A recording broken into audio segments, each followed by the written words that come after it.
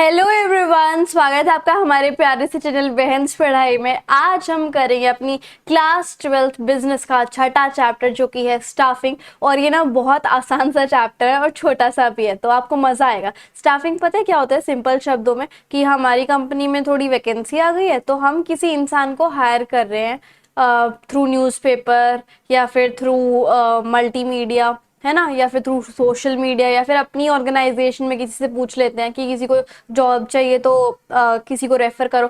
तो ये होती है बेसिकली स्टाफिंग। अब उसे हमें किताबी भाषा में पढ़ना है और स्टेप्स देखने हैं, ठीक है। तो अब शुरू करते हैं। हाँ, अगर ये नोट्स चाहिए तो टेलीग्राम पे मिल जाएंगे। कोई डाउट आए तो आप मुझे इंस्टाग्राम पे फॉलो करके डीएम कर सकते हो। इंस्टाग्राम और टेलीग्राम की लिंक आपको डिस्क्रिप्शन बॉक्स में मिल जाएगी, ठीक है। तो अब स्टार्ट करते हैं अपने चैप्टर स्टाफिंग को। अब स्टाफिंग का मतलब देखो क्या होता है, putting people to the job, की लोगों को जॉब पे रखना इज स्टाफिंग। अब यहाँ पर किससे ये स्टार्ट होता है? ह्यूमन रिसोर्स प्लानिंग से। और इसमें अलग अलग फंक्शन होते हैं। ह्यूमन रिसोर्स प्लानिंग जो है वो एक टाइप का डिपार्टमेंट लगा लो आप, जो कि ये देखता है कि किस किस पोजीशन की वैकेंसी निकली हुई है और अब उन्हें जॉब के लिए लोगों को ढूंढना है, हायर करना है, सिलेक्शन करना है, इस टाइप से। तो स्टाफिंग के अंदर कई सारी चीजें आती हैं, जैसे कि रिक्रूट करना, सेलेक्ट करना, ट्रेनिंग करना, डेवलपमेंट कराना, प्रमोशन करना, परफॉर्मेंस अप्रेजल करना, जो वर्कफोर्स है उनका। तो ये सारे फंक्शन स्टाफिंग के अंदर आते हैं। अब स्टाफिंग की इंपॉर्टेंस क्या है या फिर इसकी क्या जरूरत है वो देखो। ऑब्टेनिंग कॉम्पिटेंट पर्सोनल, यानी कि अगर हमारे कंपनी का स्टाफ अच्छा होगा, वर्किंग पीपल अच्छे होंगे, तो कंपनी के ऑब्जेक्टिव तभी तो पूरे हो पाएंगे, है ना। तो एक अच्छा सा प्रॉपर स्टाफ हमें चाहिए होता है अलग अलग जॉब्स के लिए, है ना। दूसरा, अगर प्रॉपर स्टाफिंग होगी तो हमारे मतलब अगर हम किसी सही इंसान को सही जॉब देंगे उसके हिसाब की, तो हमारी कंपनी की जो परफॉर्मेंस है वो हाई हो जाएगी, ठीक है। इसकी वजह से हमारे सर्वाइवल का, स्टाफिंग की वजह से हमारे एंटरप्राइज का बहुत अच्छे तरीके से सर्वाइवल होगा, इवन ग्रोथ भी होगी, है ना। बहुत सारे लोग तो काफी अच्छा योगदान भी देते हैं अपना कंपनी के अंदर, जिसकी वजह से कंपनी जो है स्काइज को रीच करती है, ठीक है। Even it prevents under utilisation of personnel and high labour cost. इसकी वजह से अगर हम सही इंसान को जॉब दे देते हैं तो लेबर कॉस्ट भी कम हो जाती है, और पर्सनल जो हम हायर करते हैं, जो एम्प्लॉयज को हम हायर करते हैं, उनका भी यूटिलाइजेशन अच्छे से हो जाता है। इससे क्या होता है, जो एम्प्लॉय है उसका मोरल बढ़ता है कि हाँ मुझे अब जॉब मिल गई, और उसको उसके हिसाब की, उसकी क्वालिफिकेशन की जॉब मिल जाती है, तो उसको जॉब सेटिस्फेक्शन भी हो जाती है। मान लो उसने पढ़ाई की हुई है एमबीबीए की और उसको लाइक जॉब मिल रही है पीएन की, तो उसको कहाँ से सेटिस्फेक्शन मिलेगी, है ना। तो अब हम बात करेंगे, जैसे मैंने आपको पहले बताया कि ह्यूमन रिसोर्स एक मैनेजमेंट, जिसको आप एचआरएम बोलते हो, उसका पार्ट होता है स्टाफिंग। मतलब ये मैनेजमेंट एचआरएम ही देखता है कि किस किस इंसान को हायर करना है, किस किस लाइक कौन कौन सी पोस्ट की वैकेंसीज निकली हुई है, इस टाइप से, है ना। तो स्टाफिंग एक ऐसा फंक्शन होता है जो हर एक मैनेजर को परफॉर्म करना पड़ता है, क्योंकि मैनेजर्स ही लोगों के साथ डायरेक्टली डील करते हैं, मैनेजर्स ही बात करते हैं लोगों से। इस तरीके से मैनेजर को ही स्टाफिंग करनी पड़ती है। स्टाफिंग का मतलब क्या होता है? Refers to this kind of role played by all manager in small organisation, कि छोटी छोटी ऑर्गेनाइजेशन में भी ये स्टाफिंग जो है हर एक मैनेजर करता है, ठीक है। अब अब क्योंकि जो ऑर्गेनाइजेशन है वो बढ़ती जाती है अपनी परफॉर्मेंस की वजह से, उसकी ग्रोथ होती जाती है, तो नंबर ऑफ पीपल ज्यादा चाहिए होते हैं ना। नंबर ऑफ पीपल जो है वो ज्यादा बढ़ते जाते हैं, क्योंकि ऑर्गेनाइजेशन भी बढ़ती जाती है। तो इसके लिए मतलब अगर छोटी ऑर्गेनाइजेशन होगी तो मैनेजर खुद ही हायर कर लेगा, लेकिन अगर कंपनी बड़ी होती जाती है तो एक सेपरेट डिपार्टमेंट बना देते हैं, जिसको क्या बोलते हैं? Human resource department. और इसके अंदर बहुत सारे स्पेशलिस्ट होते हैं जो कि लोगों के साथ डील करते हैं, उनका इंटरव्यू लेते हैं, उनकी कैपेबिलिटीज देखते हैं कि ये इंसान हमारे कंपनी में जॉब करने के लिए कैपेबल है या नहीं है, इस टाइप से। इनफैक्ट अर्ली डेफिनेशन जो है स्टाफिंग की, वो पहले बहुत ही ज्यादा नैरो थी। मतलब स्टाफिंग का मतलब पहले ये होता था कि सिर्फ वैकेंट पोजीशन आई तो लोगों को हायर कर लिया, लेकिन आज स्टाफिंग क्योंकि एचआरएम का पार्ट है, तो इसकी वजह से ये पता चलता है कि स्टाफिंग के अंदर काफी सारी चीजें आती है। जैसे मैंने आपको ऊपर बताया था, रिक्रूटमेंट आती है, सिलेक्शन आता है ना, रिक्रूटमेंट, सिलेक्शन, ट्रेनिंग आती है, डेवलपमेंट आता है, ट्रांसफर आता है, पर्सनल पर्सनल परफॉर्मेंस अप्रेजल भी होता है। तो ये काफी सारी चीजें होती है अब स्टाफिंग में। तो इसकी एक ब्रॉड डेफिनेशन बन गई है, ओके। अब आगे देखो, ह्यूमन रिसोर्स मैनेजमेंट यानी कि एचआरएम के बारे में पढ़ते हैं। इसमें क्या होता है, procuring, developing, maintaining and appraising a competent and satisfied workforce. तो यहाँ पर क्या होता है कि वर्कफोर्स को प्रोक्योर करना मतलब कहीं ना कहीं से लाना, उनको डेवलप करना, उनको मेंटेन करना, कॉम्पिटेंसी में अच्छे से उनको ट्रेन करना, सेटिस्फाइड अच्छी वर्कफोर्स लेके आना ताकि वो ऑर्गेनाइजेशन के जो जितने भी गोल्स हैं, एम्स हैं, ऑब्जेक्टिव हैं, वो उनको बहुत अच्छे से पूरा कर पाए। ठीक है, उसका सिर्फ ये पर्पस है कि हर एक ह्यूमन बीइंग जो हमारी ऑर्गेनाइजेशन में काम कर रहा है वो अपना बेस्ट कंट्रीब्यूशन दे। तो एचआरएम इसी हिसाब से जॉब के रोल के हिसाब से इंसान की क्वालिफिकेशन के अकॉर्डिंग उसको जॉब देता है ताकि हमारी जो ऑर्गेनाइजेशन है उसके गोल्स या फिर उसके काम जो है अच्छे से हो जाए। अब सबसे मेन काम जो है जो हमें पढ़ना है, प्रोसेस ऑफ स्टाफिंग। अब स्टाफिंग का प्रोसेस क्या होता है वो देखते हैं। इसके अंदर 6 स्टेप्स आएंगे। तो सबसे पहला स्टेप होता है एस्टिमेटिंग मैन पावर रिक्रूटमेंट। सबसे पहले तो हमें ये देखना होता है कि भाई हमें कितने इंसान चाहिए, कौन कौन सी जॉब खाली है, उनके लिए कैसे कैसे इंसान चाहिए, उनके पास क्या क्वालिफिकेशन होनी चाहिए, क्या स्किल्स होनी चाहिए। तो सबसे पहले हमें एक इन्वेंट्री बनानी पड़ेगी करंट ह्यूमन रिसोर्सेज की, उनकी क्वालिफिकेशन, ट्रेनिंग और स्किल्स देखनी पड़ेगी, है ना। और हमें ये देखना पड़ेगा कि सारे के सारे जितने भी कंपनी के डिपार्टमेंट है, चाहे फाइनेंस है, मार्केटिंग है, एचआर डिपार्टमेंट, प्रोडक्ट है, ऑपरेशंस है, जितने भी डिपार्टमेंट है उसमें से किस किस ह्यूमन रिसोर्स की जरूरत है, किस किस पोजीशन की जॉब जो है वो वैकेंट है ना। उसके बाद एक प्रोग्राम बनाना जिससे कि हम ह्यूमन रिसोर्सेज को पास जॉब एनालिसिस कर सके एक इंटेंसिव वे में, जिससे कि हम सारी की सारी जॉब्स जो है वो लिस्ट करवा पाए, डिटेल्स दे पाए जॉब की, और लोग जो है उससे फिर अप्लाई कर सके। सेकंड स्टेप हमारा होता है रिक्रूटमेंट का। अब रिक्रूटमेंट क्या होता है कि सबसे पहले जो इंसान जिन्होंने अप्लाई किया है उनके लाइक इंटरव्यूज वगैरह लेना, उनको रिक्रूट करना। तीसरा, जिन भी लोगों ने इंटरव्यू दिया है उनके मतलब सब कुछ आइडेंटिफाई करने के बाद उन रिक्रूटेड कैंडिडेट्स में से सिलेक्ट करना राइट पर्सन को राइट जॉब के लिए, कि हाँ ये इंसान सही है। ठीक है, उसका उसका आगे फर्दर टेस्ट, एग्जाम, इंटरव्यूज और लिए जाएंगे। उसके बाद जो सिलेक्टेड कैंडिडेट्स हैं उनकी प्लेसमेंट हो जाती है कि आपको इस डिपार्टमेंट में ये वाली जॉब करनी है, और उनका ओरिएंटेशन हो जाता है। ओरिएंटेशन मतलब कि उस नए एम्प्लॉय को ऑर्गेनाइजेशन से इंट्रोड्यूस करवाया जाता है कि ये देखो, ये आपके मैनेजर्स हैं, हमारी ऑर्गेनाइजेशन में ये रूम इनको अलॉट है, ये इनका काम है, इस टाइप से पूरा अच्छे से वाकिफ करा दिया जाता है। अब न्यू एम्प्लॉय को उसको पता चल जाता है कि अच्छा एम्प्लॉय में, अच्छा ऑर्गेनाइजेशन में ऐसे ऐसे इतने यूनिट्स हैं, इतने ज़्यादा सुपरवाइजर है, ये मेरे मैनेजर्स हैं, ये मेरे सुपीरियर हैं। तो उसको सब कुछ पता चल जाता है कि मेरे वर्किंग आवर क्या है, मुझे लीव कैसे मिलेगी, मुझे मेडिकल फैसिलिटी कैसे मिलेगी, ऑर्गेनाइजेशन की हिस्ट्री और ज्योग्राफी क्या है, और मुझे कितनी ज़्यादा तनख्वाह मिलेगी, सब कुछ उसको बता दिया जाता है। अगला और लास्ट स्टेप होता है ट्रेनिंग और डेवलपमेंट का। यहाँ पर जब एम्प्लॉय को सब कुछ पता चल जाता है तो उसकी बहुत अच्छी तरीके से ट्रेनिंग होती है, मतलब जो उसको जॉब अलॉट होती है ना उसी के रिगार्डिंग उसकी ट्रेनिंग होती है। और उसकी डेवलपमेंट कैसे कराई जाती है कि एम्प्लॉय की उसकी जॉब के रिलेटेड ग्रोथ नहीं, उसकी हर डायरेक्शन में उसकी ग्रोथ हो, उसकी डेवलपमेंट हो, तो उसको उसकी जॉब से अलग अलग काम भी देना ताकि वो जो है फ्यूचर में हायर जॉब के लिए भी कैपेबल बन जाए। तो ये होता है development. Next is performance appraisal. Performance appraisal में क्या आता है भाई कि यहाँ पर परफॉर्मेंस देखी जाएगी उस एम्प्लॉय की जिसको हमने सेलेक्ट किया है, जिसकी हमने प्लेसमेंट की है, क्या वो अच्छे से काम कर पा रहा है, कि आपने वो टास्क को अच्छे से कर पा रहा है, तो उसका परफॉर्मेंस आउटले देना। ठीक है, तो ये था हमारे स्टेप्स के बारे में। अब हम बात करेंगे रिक्रूटमेंट के बारे में, एंड रिक्रूटमेंट जो है वो बहुत ही इंपॉर्टेंट है आपके एग्जाम पॉइंट ऑफ व्यू से। Okay, now recruitment. अब रिक्रूटमेंट क्या होता है, it can be defined as the process of searching for prospective employees, कि हम अच्छे से एम्प्लॉयज़ के या फिर जो एम्प्लॉयज़ कंपनी में लेने लायक है उनके लिए सर्च करें, उनको ये बढ़ावा, मोटिवेट करें, स्टिमुलेट करें, उनको फोर्स टाइप करें हल्का सा कि वो अप्लाई करें इस ऑर्गेनाइजेशन की जॉब्स के लिए। अब रिक्रूटमेंट जो है वो दो टाइप का होता है। सबसे पहला इंटरनल सोर्स और दूसरा क्या होता है भाई, एक्सटर्नल सोर्स। सबसे पहले हम पढ़ेंगे इंटरनल सोर्स ऑफ रिक्रूटमेंट में। इसका क्या मतलब है कि हम जो हमारे ऑर्गेनाइजेशन के अंदर ही काम कर रहे हैं लोग, उन्हीं को इन्वाइट करें कि भाई इस जॉब के लिए वैकेंसी खाली है तो तुम क्या अप्लाई करना चाहोगे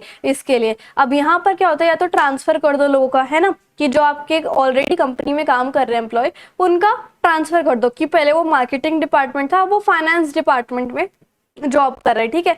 और दूसरा होता है आपका प्रमोशन, कि अब जो है पहले वो इंसान इस लेवल पे काम कर रहा था, पहले वो मैनेजर था, उसके बाद वो सीनियर मैनेजर बन गया, फिर सीनियर कंसल्टेंट बन गया, तो प्रमोशन कर दो। और चौथा तीसरा होता है ले ऑफ। ले ऑफ का क्या मतलब होता है कि to recall the temporary worker for the work is called lay off, की किसी भी टेम्परेरी वर्कर को बुला लो काम करने के लिए। पहले उसको हटा दिया गया था ऑर्गेनाइजेशन से क्योंकि वो अच्छे से काम नहीं कर पा रहा था, लेकिन अब उसी को दोबारा से बुला लिया ताकि वो काम अच्छे से कर पाए, वो होता है ले ऑफ, है ना। अब एडवांटेजेस क्या हैं इंटरनल सोर्सेज के? एक तो एम्प्लॉय बहुत मोटिवेटेड रहेंगे कि यार मैंने अच्छा काम किया ना, तो मुझे क्या करेंगे, मुझे और बड़ी जॉब दे देंगे, है ना। और इससे क्या होता है, इंटरनल रिक्रूटमेंट की वजह से सिलेक्शन एंड प्लेसमेंट का भी जो प्रोसेस है होता है बहुत सिंपल हो जाता है, कोई वेस्टेज नहीं होती एम्प्लॉय की ट्रेनिंग और डेवलपमेंट पे, और बहुत ही ज़्यादा सस्ते में काम हो जाता है। लेकिन इसकी कुछ डिसएडवांटेज भी हैं कि फ्रेश टैलेंट नहीं आता ऑर्गेनाइजेशन में, और एम्प्लॉय जो होते हैं वो बहुत टायरिंग या फिर थका थका वीक फील करते हैं। जो स्पिरिट है कंपटीशन की, कि हम अच्छा करेंगे हम अच्छा करेंगे, कंपटीशन की स्पिरिट बिल्कुल बेकार हो जाती है। और ट्रांसफर जैसे होता रहता है एम्प्लॉयज़ का, तो उससे ऑर्गेनाइजेशन की जो प्रोडक्टिविटी है वो हिंडर हो जाती है। अब हम बात करेंगे एक्सटर्नल सोर्स ऑफ रिक्रूटमेंट के बारे में। जब ऑर्गेनाइजेशन से बाहर के कैंडिडेट्स आते हैं किसी वैकेंट जॉब पोजीशन के लिए, तो उसको हम कहते हैं एक्सटर्नल रिक्रूटमेंट। और उसके कुछ सोर्सेज हैं, जैसे सबसे पहला होता है डायरेक्ट रिक्रूटमेंट। वो क्या होता है कि नोटिस बोर्ड पे लगा दिया जाता है एंटरप्राइज के कि भाई ऐसे ऐसे कोई जॉब खाली है, डिटेल्स ये हैं, तो वहां से रिक्रूटमेंट हो जाता है। कैजुअल कॉलर्स, इसमें क्या होता है, कभी कभी जो बिजनेस ऑर्गेनाइजेशन होता है वो एक डाटाबेस रखता है कि पहले इन लोगों ने भी हमारे कंपनी में जॉब को अप्लाई किया था और पहले सिलेक्ट नहीं हो पाए थे, तो इनको दोबारा से चांस दे देते हैं, तो डाटाबेस पहले रख लेते हैं और उनको दोबारा से कॉल किया जाता है। तीसरा एडवर्टाइजमेंट छपवा के न्यूज़पेपर में, इंटरनेट पे, रेडियो पे, टेलीविजन पे, तो वहां से लोग अप्लाई करते हैं। चौथा एम्प्लॉयमेंट एक्सचेंज से, इससे क्या होता है, एम्प्लॉयमेंट एक्सचेंज जो है वो एक गवर्नमेंट ऑफिस है जो कि एम्प्लॉयमेंट असिस्टेंस प्रोवाइड करता है उन लोगों के लिए जो कि जॉब पाना चाहते हैं। कैंडिडेट को उस पोर्टल पे रजिस्टर करना पड़ता है और जैसे ही कोई वैकेंसी आती है तो जो कैंडिडेट है वो अप्लाई कर सकता है। तो ये एम्प्लॉयमेंट एक्सचेंज हो गया। और पांचवा है कैंपस रिक्रूटमेंट। अब यहाँ पर कॉलेजेस में जा जाके कंपनी जो है वो बच्चों को हायर कर लेती है। अब इसके मेरिट्स क्या है, जो फ्रेश टैलेंट है, जो न्यू टैलेंट है वो आता है, क्वालिफाइड पर्सनल आता है,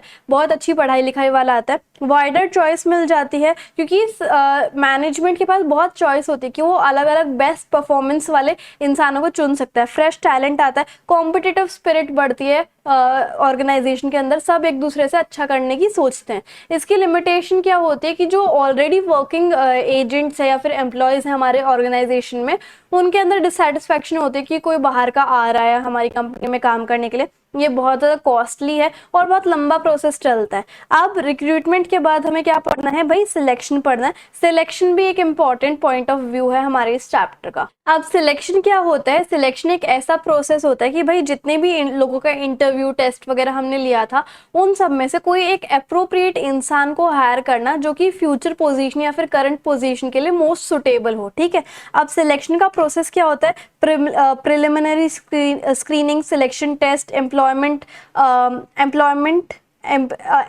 interview, reference check, selection decision, medical exam, job offer, contract of employment. ये बहुत इंपॉर्टेंट प्रोसेस है, ये भी आपको करके जाना है। तो सबसे पहले हम बात करेंगे प्रिलिमिनरी स्क्रीनिंग की। अब ये क्या होता है, जैसे एप्लीकेशन रिसीव हो जाती हैं उनको अच्छे से प्रॉपरली चेक किया जाता है, उनकी क्वालिफिकेशन, स्क्रीनिंग कमेटी ये सब चेक कर रही होती है। लिस्ट ऑफ कैंडिडेट्स को बुलाया जाता है एम्प्लॉयमेंट टेस्ट के लिए और अनसुटेबल कैंडिडेट को एक साथ ही रिजेक्ट कर दिया जाता है। दूसरा सिलेक्शन टेस्ट, इसके अंदर साइकोलॉजिकल टेस्ट होते हैं कि आपका बिहेवियर कैसा है, आपकी पर्सनालिटी के वगैरह कैसी है, उसके लिए भी टेस्ट लिया जाता है। एम्प्लॉयमेंट का टेस्ट इसलिए होता है ताकि आप सुटेबल हो उस जॉब के लिए या फिर नहीं हो। उसके बाद तीसरा होता है एम्प्लॉयमेंट इंटरव्यूज। इसमें क्या होता है कि आप सुटेबल हो जॉब के लिए, आपके पास आपकी क्या इंफॉर्मेशन है वो जानने के लिए, और दूसरा कि क्या आपको हमारी जॉब की टर्म्स एंड कंडीशन से आप सेटिस्फाई हो, इस तरीके से। चौथा होता है रेफरेंस चेक। जैसे आप अपने रिज्यूमे में डालते हो कि अगर आपको मेरे बारे में और अच्छे से पता करना है तो मैं अपने रेफरेंस का नंबर दे रहा हूँ, ये लोग मुझे जानते हैं और आप इनसे मेरी तहकीकात वगैरह कर सकते हैं। पांचवा होता है हमारा सिलेक्ट। अच्छा, इसमें रेफरेंस चेक में हम मेन पॉइंट ये भी होता है कि आपका पुलिस रिकॉर्ड भी देखा जाता है कि अगर आपके ऊपर कोई पहले का केस वगैरह है या फिर कुछ ऐसा पुलिस रिकॉर्ड वगैरह, तो आपके ऊपर अच्छे से मतलब आपको लिया नहीं जाएगा जॉब के अंदर। तो आपको सब कुछ देखा जाता है थ्रू रेफरेंसेस, है ना। और उसके बाद पांचवा होता है सिलेक्शन डिसीजन। कैंडिडेट्स जो कि employment test, interview, reference check कर लेते हैं, उन सिलेक्टेड कैंडिडेट्स को लिस्ट में ऑर्डर ऑफ मेरिट दे दिया जाता है कि आप सब जो लोग हैं वो सिलेक्ट हुए हो। उसके बाद आपका मेडिकल टेस्ट होता है कि आप फिट हो इस जॉब के लिए या फिर नहीं हो, है ना। उसके बाद आपको जॉब ऑफर कर दी जाती है, आपको अपॉइंटमेंट लेटर दे दिया जाता है, उसके अंदर आपकी टर्म्स एंड कंडीशन, पे स्केल वगैरह सब कुछ लिखा होता है। और आठवां होता है contract of the employment. Job offer मिलने के बाद आपको अपना एक्सेप्टेंस देना है कि हाँ अब हम दोनों के बीच में, मतलब बॉस के बीच में और आपके बीच में कॉन्ट्रैक्ट हो गया है। पे स्केल, लीव रूल, कितने घंटे का काम है, कैसे आपको कंपनी से बाहर निकाला जा सकता है, वो सब कुछ आपका लिखा होगा उस कॉन्ट्रैक्ट के ऊपर, आपको बस साइन करना होता है, ठीक है। सो यहाँ पर अभी तो ये नहीं करना हमें। उसके बाद हमें करना है ट्रेनिंग के बारे में। ट्रेनिंग क्या होती है? ट्रेनिंग मतलब कि हम एम्प्लॉय की स्किल्स को ट्रेन कर रहे हैं, टेक्निकल स्किल्स को, ताकि वो अपनी जॉब जो है वो बहुत अच्छे तरीके से कर सके। जो पहले के एम्प्लॉयज हैं और जो नए एम्प्लॉयज हैं उनको टाइम टू टाइम ट्रेनिंग हमें दे देनी चाहिए ताकि उनकी जो जॉब रिलेटेड स्किल्स है वो बढ़ जाए, है ना। अब ट्रेनिंग के मेथड होता है सबसे पहले ऑन द जॉब मेथड। इसमें क्या होता है, ये एक ऐसा मेथड है जिसमें that are applied at a workplace. जो वर्क प्लेस है आपकी, उसमें ही आपकी ट्रेनिंग हो रही है, मतलब ऑर्गेनाइजेशन के अंदर ही आपकी ट्रेनिंग हो रही है जहां पर आप काम कर रहे हो, उसको हम क्या कहते हैं? On the job training. और इसका मतलब क्या होता है? लर्निंग वाइल डूइंग, कि आप काम करते करते ही लर्न कर रहे हो, ऑन द जॉब ट्रेनिंग है। इसमें एक और चीज आती है, ये एक मेथड है ऑन द जॉब ट्रेनिंग का। पहला है अप्रेंटिसशिप ट्रेनिंग। इसमें क्या होता है, ट्रेनी जो है एक सुपरविजन के, एक एक्सपीरियंस पर्सन के अंडर सुपरविजन में रख दिया जाता है, जो कि उसको नेसेसरी स्किल्स बताता रहता है, उसकी परफॉर्मेंस अच्छी करता रहता है कि आपको इस सिचुएशन में ऐसे ऐसे करना है, ठीक है। ट्रेनी को उस चीज के लिए थोड़े बहुत एक्स्ट्रा पैसे भी दे दिए जाते हैं जिसको हम स्टाइपेंड कहते हैं, ठीक है। और ये क्या होता है? अर्न वाइल यू लर्न, मतलब जब आप चीजें सीख रहे हो तो उसके साथ आप थोड़ा बहुत पैसा अर्न भी कर रहे हो, तो ये ऐसी स्कीम होती है। और दूसरा ऑन द जॉब मेथड का, ऑन द जॉब ट्रेनिंग का कौन सा मेथड होता है? Internship method. इसमें क्या होता है, जो एजुकेशनल इंस्टीट्यूट होते हैं वो कुछ एंटरप्राइज के साथ एग्रीमेंट कर लेते हैं कि हम अपने कि आप हमारे स्टूडेंट्स को कुछ प्रैक्टिकल नॉलेज देना ताकि उन्हें प्रैक्टिकल एक्सपीरियंस मिल जाए, ये होती है इंटर्नशिप। और तीसरा है इंडक्शन ट्रेनिंग। ये एक ऐसी टाइप की ट्रेनिंग है जिसमें जो न्यू एम्प्लॉय है वो जल्दी से अपनी नई जॉब के अंदर सेटल हो जाए, लोगों के साथ फेमिलियर होके, सराउंडिंग्स के साथ, जॉब के साथ, बिजनेस के साथ। मतलब कि ऐसी जो ट्रेनिंग है वो कुछ घंटे की भी हो सकती है, कुछ दिनों की भी हो सकती है। और इससे क्या होता है, जो नया एम्प्लॉय है उसको चांस मिल जाता है कि वो सोशलाइज हो जाए अच्छे से कंपनी के साथ, कंपनी की स्ट्रैटेजी के साथ, परफॉर्मेंस के साथ। अगर ये अच्छे से हुआ तो बहुत सारा टाइम और कॉस्ट बच जाता है, ठीक है। अब ट्रेनिंग एंड डेवलपमेंट में क्या फर्क है? ट्रेनिंग जो है वो एक स्किल प्रोवाइड करता है जॉब के लिए, लेकिन डेवलपमेंट जो है वो पूरा बड़ा सा प्रोसेस है ना। डेवलपमेंट का एक छोटा सा पार्ट ट्रेनिंग आप कह सकते हो, ठीक है। तो डेवलपमेंट मतलब overall growth of an individual, और ट्रेनिंग जो है वो सिर्फ जॉब के रिलेटेड होती है, ठीक है। लेकिन दोनों के दोनों जो प्रोसेस है, ट्रेनिंग और डेवलपमेंट, वो एक दूसरे के लिए बहुत इंपॉर्टेंट रहते हैं, है ना। अब यहाँ पर कंपैरिजन भी किया हुआ है ट्रेनिंग और डेवलपमेंट में। ट्रेनिंग मतलब कि पर्टिकुलर जॉब के लिए स्किल्स और नॉलेज देना, और डेवलपमेंट मतलब होता है overall growth of the employee, ठीक है। और दूसरा क्या होता है, ट्रेनिंग का ये मतलब होता है कि करंट जॉब परफॉर्मेंस को मेंटेन करना और इम्प्रूव करना, इसलिए ट्रेनिंग दी जाती है। और डेवलपमेंट इसलिए करवाई जाती है ताकि वो फ्यूचर परफॉर्मेंस के लिए काफ़ी अच्छी अच्छी स्किल्स उसको मिलती जाए। ये जॉब मेथड में ही दे दी जाती है ट्रेनिंग, और ये जो है जॉब से आउटसाइड भी डेवलपमेंट हो जाती है। अब यहाँ पर बॉस जो है वो इनिशिएटिव लेता है कि मैं ट्रेनिंग कराऊंगा अपने लोगों की, और यहाँ पर इंडिविजुअल खुद इनिशिएटिव लेता है कि मुझे अपनी बढ़ोतरी करनी है। ट्रेनिंग प्रोग्राम जो है वो थोड़े टाइम के लिए होते हैं, और डेवलपमेंट जो है वो लंबे टाइम के लिए होती है, ठीक है। अब ट्रेनिंग जो है वो किस चीज़ से कंसर्न है कि हमें जो है टेक्निकल नॉलेज लेनी है, तो ये तो मैंने आपको तो तो इस तरीके से हमारा ये जो चैप्टर है वो फाइनली खत्म हो जाता है। आई होप आपको मेरा पढ़ाया हुआ समझ में आ गया होगा, या फिर वीडियो भी बहुत अच्छी लगी होगी। इंस्टाग्राम एंड टेलीग्राम पे जरूर फॉलो कर लेना। So if you like the video and the explanation, then please do like, share, comment and subscribe the channel. Thank you so much.